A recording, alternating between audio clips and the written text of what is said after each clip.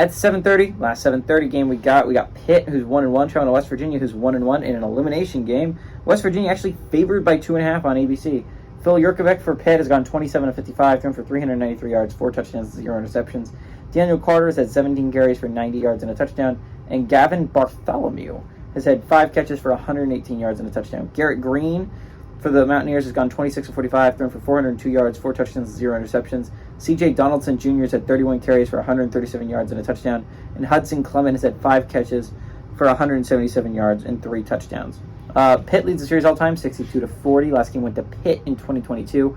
I think what's going to be really interesting in this game is Pitt's coming off a rough loss, right? They got their butts handed to them by Cincinnati. They look like the inferior football team against the Bearcats team that as until very recently was a Group of 5 squad. Now, to be fair, Cincinnati has played much better than a Group of 5 squad for a while now.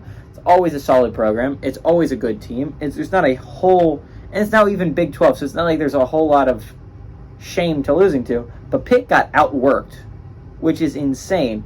Pitt is almost never outworked. This is normally a football team that lives with the grind, right? They grind out yards. They're a really tough football team to beat because of that. But I mean, Pitt hasn't been good. I mean, it was not good against Cincinnati. They got outworked, and I think they're going to come back mad, right? West Virginia looked decent, but it was against Duquesne in their second game. They didn't look bad against Penn State. That's a really good Penn State team on the road. His first start, Garrett Green actually looked pretty solid through his majority of that game. I think this game could be really close. I think there's a reason on ABC. A lot of the games that are on the later windows are not going to be...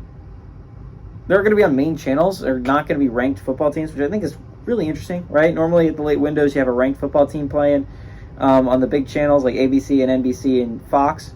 But all those are unranked teams playing, which I think is really interesting and really kind of cool because those are the better games in the later window. I thought they would just throw the ranked teams onto the later window games, and they did for some of them. Colorado State, Colorado should not be on ESPN primary, but I think it's really exciting. I think this game could be really good. I do like Pitt on the road, though. Pat Narduzzi will get them. They're going to be harder working this time around. Give me the Panthers to win, pull off the upset on the road.